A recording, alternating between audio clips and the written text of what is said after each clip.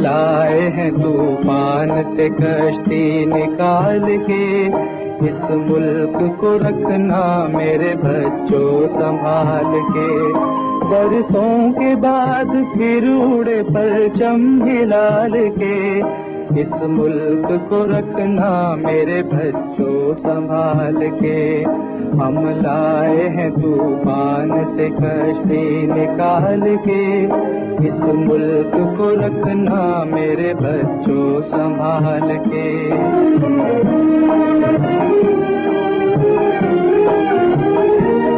دیکھو کہیں اجڑے نہ ہمارا یہ باغیچہ،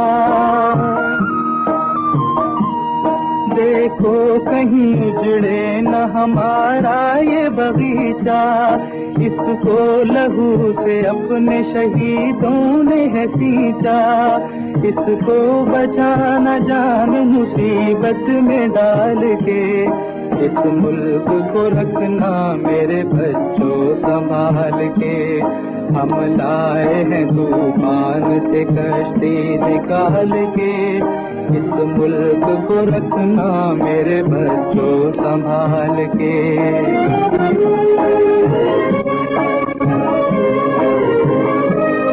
دنیا کی سیاست کے عجب رنگ ہے نیارے، چلنا ہے مگر تم کو تو قرآن کے سہارے، دنیا کی سیاست کے عجب رنگ ہے نیارے، چلنا ہے مگر تم کو تو قرآن کے سہارے، ہر ایک قدم اٹھانا ذرا دیکھ بھال کے،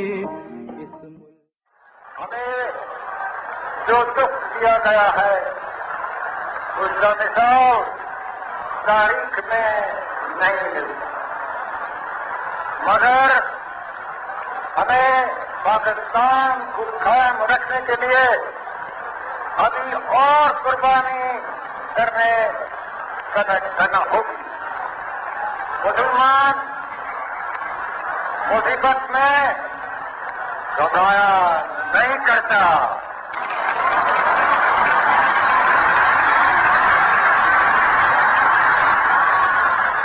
ہمارے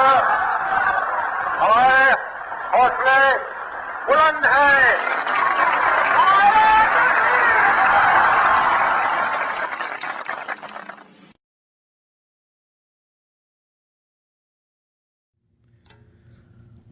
جی ناظرین، پاکستان کا 63واں انڈیپینڈنس ڈے، اور الحمدللہ جیسے میں نے کہا کہ پاکستان آج بہت زیادہ مضبوط، بہت زیادہ طاقتور اور بہت زیادہ خوشحال ملک ہے۔ صرف ڈیفینیشن کی بات ہے کہ آپ خوشحالی کسے کہتے ہیں۔ ہمارے ملک میں یہ نہیں ہے کہ مسائل کی کمی ہے، بے شمار مسائل ہیں، لیکن جیسے میں نے کہا کہ اگر آج آپ جو دنیا کی سپر پاور ہے، کوئی بھی سپر پاور آپ لے لیں، اور میں چونکہ امریکہ میں اس وقت ہوں، اور میں امریکہ کی آپ کو حالت میں نے بریک سے پہلے بھی آپ کو بتائی کہ یہاں پر کوئی اتنے اچھے حالات نہیں ہیں۔ اگر ہم مہنگائی دیکھیں تو آپ یقین کریں کہ پچھلے 2 سال میں مہنگائی جو ہے وہ آسمان پر چلی گئی ہے، اور کسی بھی اصل میں ملک کی حالت کو سمجھنے کے لیے تھوڑا سا ہمیں اس کی جو اکانومی کا سیٹ اپ ہے اس کو دیکھنا ہوتا ہے کہ یہ اکانومی کس چیز پر بیس کر رہی ہے۔ امریکہ میں رہنے والا ہر شخص جو ہے وہ چونکہ ان کی 3-4 ٹریلین کی اکانومی ہے، تو یہاں پر ہر شخص جو ہے وہ ادھار لے سکتا ہے، اس کو ادھار دے دیا جاتا ہے۔ ہمارے ملک میں شکر الحمدللہ یہ بیماری پہلے نہیں تھی، لیکن اب ان بینکوں نے چونکہ جب ان کے اپنے ملک میں اکانومی خراب ہوئی تو اب انہوں نے مارکیٹس باہر تلاش کرنی شروع کر دیں، اور اس میں انہوں نے پاکستان جیسے ملک کے اندر بھی اپنی جو ہے چالیں چلنی شروع کر دی ہیں، اور وہاں بھی لوگوں کو یہ سودی نظام کے ساتھ وابستہ کرنا شروع کر دیا، اور ہمارے سادہ لو مسلمان جو ہیں، سادہ لو انسان جو ہیں پاکستان کے، وہ ان کے ٹریپ میں پھنستے جا رہے ہیں۔ جہاں تک دیکھنے کا ہے کہ مہنگائی پاکستان میں، پاکستان میں مہنگائی ہے، لیکن مہنگائی دنیا میں کہاں نہیں ہے۔ اور اگر میں امریکہ سے پاکستان کو کمپیئر کروں، جو کہنے جا رہا ہوں اس کو آپ پلیز غور سے سنیے گا، اور اس کو جیسے میں نے کہا کہ ہمارے اندر کالی بھیڑیں ہیں جو اپنے ہی لوگوں کو، اپنی ہی چیزوں کو برا کہہ کے، اپنے لوگوں کا morale ڈاؤن کر کے، اپنے ملک کو نیچے کی طرف کھینچنا چاہتے ہیں. یہ وہ نیگیٹو فورسز ہیں جو ہم 2 قدم آگے بڑھتے ہیں یا ہمیں 3 قدم پیچھے کھینچنے کے چکر میں پڑے ہوتے ہیں. ہمیں ہوشیار رہنا ہے ان لوگوں سے جو ہمیں پیچھے کھینچنا چاہتے ہیں، جو ہمیں ہمارا morale ڈاؤن کرنے کے چکر میں پڑے، کوئی نہ کوئی بہانہ ڈھونڈتے ہیں کہ کسی طرح سے پاکستانی قوم کا morale ڈاؤن کر دیا جائے. اس بات کو ہمیں اپنے ذہن میں بٹھانا ہے کہ ہمیں اپنا morale ڈاؤن نہیں کر رہے ہیں. پہلی بات، ہم مسلمان ہیں، ہمارا ایمان اللہ کے اوپر ہے، ہم مرنے سے نہیں ڈرتے. یہ دیکھیں کتنی بڑی طاقت ہے. پوری دنیا جو ہے وہ موت سے خوفزدہ ہوتی ہے. مسلمان تو زندہ ہے تو غازی اور مر جائے تو شہید. ہم تو اس فلسفی پہ چلتے ہیں، تو ہمیں تو موت سے ڈر نہیں لگتا. لہٰذا ہمارا morale کیسے ڈاؤن ہوگا؟ لیکن ہمیں بھی دنیاوی چیزوں میں الجھا کر، دنیاوی چمک دکھا کر، اور یہ جو بیرونی، جو میں نے کہا نا، وہ عناصر جو پاکستان کو پہلے دن سے تباہ کرنا چاہتے تھے، پاکستان کی ایگزسٹنس پر خوش نہیں تھے، کیونکہ یہ پاکستان مسلمانوں کا قلعہ ہے. پاکستان کے لوگ، حالانکہ یہ آج بھی دیکھیں تو کتنے 18 کروڑ مسلمان ہیں پاکستان میں، جس میں بچے بوڑھے سب شامل ہیں. پوری دنیا میں سے زیادہ مسلمان رہتے ہیں، لیکن ان کی تمام دنیا کے مسلمانوں کی نظریں پاکستان کے اوپر ہوتی ہیں. تو پاکستان کتنا امپورٹنٹ ہے، یعنی کہ اس کو آپ دیکھیں کہ پوری دنیا کے مسلمانوں کے لیے پاکستان ایک سمبل ہے. تو یہ پاکستان کوئی چھوٹی موٹی چیز نہیں ہے. دنیا کا جو دوسرا سب سے بڑا مذہب ہے وہ اسلام ہے، اور ان تمام لوگوں کی آئیکن جو ہے وہ پاکستان ہے. تو پاکستان کو نعوذ باللہ کوئی خطرہ تو ہے ہی نہیں. خدا نہ خواستہ پاکستان کی ایگزسٹنس کا تو کوئی خطرہ نہیں ہے.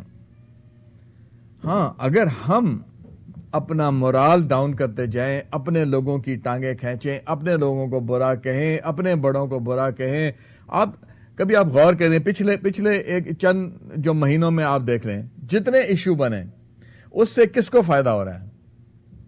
مثلا یہ جعلی ڈگریوں کا ایشو آیا کہ جی وزراء جو ہیں ان کی جعلی ڈگریاں ہیں. میں یہ نہیں کہہ رہا کہ جس نے ایک برا کام کیا وہ ایک اچھا انسان ہے اور اس کا صحیح کرنا چاہیے تھا. یقیناً یہ عمل بہت برا ہے اور ہمیں اس کو روکنا ہے، اور ہمیں احساس لوگوں کو دلانا ہے کہ یہ غلط ہے. لیکن آپ اس کو صحیح کانٹیکسٹ میں دیکھیں. یہ جعلی ڈگریوں کا ایشو لا کر اور اس کو میڈیا کے اوپر اتنا زیادہ چڑھا کے کہ صبح شام فلانے کی جعلی ڈگری، یہ وہ، اور کس کو آپ کہہ رہے ہیں؟ جو آپ کی گورننس ہے. آپ نے اس کے خلاف لوگوں کے درمیان، پوری دنیا کے درمیان ایک نفرت اور ایک حقارت پیدا کر دی کہ جی پاکستان کی جو گورننس ہے پوری کی پوری نعوذ باللہ وہ کرپٹ ہے، پوری کی پوری خراب ہے. مطلب اتنا زیادہ اور یہ ہمارے میڈیا کے لوگ یہ برے نہیں ہیں، لیکن شاید سادہ ہیں، شاید انوسینٹ ہیں، شاید ان میں بھی فقدان ہے اس چیز کا جس سے انسان کی ویژن بنتی ہے، جس سے انسان دور اندیش ہوتا ہے. کہتے ہیں نا کہ انسان کو دور اندیش ہونا چاہیے. یہ نہیں ہے کہ آپ سرفیس پہ کچھ دیکھا اور آپ نے فوراً جناب اچھل پڑے اور فوراً آپ نے وویلا مچا دیا اور فوراً آپ نے بغیر سوچے سمجھے ایک ڈرامہ شروع کر دیا. تو ہمارا آج دیکھیں یہ طاقت، دیکھیں میڈیا کتنی اسٹرانگ میڈیا ہے. مطلب اب یہ بھی کہ یہ میڈیا کو بھی برا کہنا شروع، میڈیا تو ایک طاقت ہے. There is no doubt about it کہ پاکستان نے ترقی کی. اس کا ثبوت ہے کہ آج پاکستان میں ہر زبان کا چینل ہے. یہ ترقی کی نشانی ہے. کتنے ملک ہوں گے جس میں اتنے چینلز ہیں اور اتنے اچھی پروڈکشنز کرتے ہوں؟ بھئی آپ کے پاس ایک اسکل ہے. اب وہ اسکل آپ نیگیٹو فورس کے لیے استعمال کرتے ہیں یا پازیٹیو کے لیے کرتے ہیں، اس میں اس اسکل کا تو کوئی نقصان نہیں ہے نا. کسی بھی ملک میں میڈیا کا اسٹرانگ ہونا، ہمارے نیوز پیپر دنیا کے کسی بھی بہترین نیوز پیپر سے اچھے ہوں گے. مطلب ان کی پرنٹنگ کوالٹی دیکھ لیں, ان کا اسکرپٹ دیکھ لیں, ان کی رائٹنگ دیکھ لیں, لے آؤٹ دیکھ لیں, پکچر کوالٹیز دیکھ لیں, ٹیکسٹ کوالٹی دیکھ لیں, رپورٹنگ کوالٹی دیکھ لیں. کسی بھی اخبار کو آپ اٹھا لیں اور اس کو دنیا کے کسی بھی بڑے سے اخبار کے ساتھ دیکھیں, تو میں تو یہ سمجھتا ہوں کہ کسی حد تک کچھ ہمارے اخبار تو دنیا کے ٹاپ اخباروں میں شامل ہوں گے, اور یہ سچ بات ہے. تو this is our strength, we should be proud of this. جیسے میں نے کہا کہ الیکٹرانک میڈیا, پاکستان کا الیکٹرانک میڈیا کہاں پہنچ گیا, اور پروڈکشن کوالٹی دیکھ لیں, رپورٹنگ کوالٹی دیکھ لیں, ہمارے اینکرز کی ایبلٹی دیکھ لیں, ہمارے ڈراما آرٹسٹ کی ایبلٹی دیکھ لیں, کسی چیز کی دیکھ لیں, ہمارے ٹیکنیشینز کی ایبلٹی دیکھیں, ہماری کسی چیز کی ایبلٹی دیکھیں. We are compatible to any one in the world. یہی وجہ ہے کہ آپ دیکھیں کہ آدھی سے زیادہ مسلمان جو ملک ہیں اس کے اندر ہمارے پروڈیوسرز, ہمارے ڈائریکٹرز, ہمارے اسکرپٹ رائٹرز, ہمارے آرٹسٹ اس کے اندر مطلب کام کر رہے ہیں. انہوں نے دنیا کے بے شمار ملکوں میں جا کر اپنا نام بنایا. دس از اے پازیٹیو اسٹرینتھ. ہمارے جو بڑے بڑے جو ہمارے جو اسکالرس ہیں, چاہے وہ میڈیا سے ریلیٹڈ ہو, آج دیکھیں یہاں پر امریکہ کی میڈیا میں ہمارے کتنے جرنلسٹ ہیں جو یہاں پہ کام کر رہے ہیں, ہمارے کتنے پروفیسرز ہیں جو امریکن یونیورسٹی کے اندر پڑھاتے ہیں اور ریناؤنڈ یونیورسٹی کے اندر ہارورڈ میں پڑھاتے ہیں. ہمارے بچے دیکھیں کتنے ٹیلنٹڈ ہیں کہ آج امریکہ کی ہر بڑی یونیورسٹی کے اندر پاکستانی بچے پڑھ رہے ہیں. مطلب this is a positive strength. Why don't we talk about this thing? آج پاکستان کے اندر جو ہمیں تانا دیا جاتا تھا کہ عورتوں کو دبا کے رکھتے ہیں اور پوزیسو ہیں, اور آج بھی پوری دنیا میں ایک ڈرامہ کرتے ہیں, ہم لوگ کیوں نہیں کھڑے ہوتے؟ Why don't we tell the world the truth? آج پاکستان آرمی کے اندر لڑکیاں کام کر رہی ہیں, انفینٹری میں کام کر رہی ہیں, پاکستان ایئر فورس کے اندر پاکستانی لڑکیاں پائلٹ ہیں, ملٹری پلینز اڑا رہی ہیں. دنیا کی کتنے ملک ایسے ہیں جس کے اندر لڑکیاں جو ہے وہ فائٹر پائلٹس ہیں؟ جو ملک ہیں وہ دنیا کے سپر پاورز ہیں. تو یہ کہنا کہ پاکستان میں عورت کو دبایا جاتا ہے, کدھر دبایا جاتا ہے یار؟ جب ہم بنے, ہمارا ملک شروع ہم کس حال میں تھے؟ دیکھیں, we should be proud of our heritage.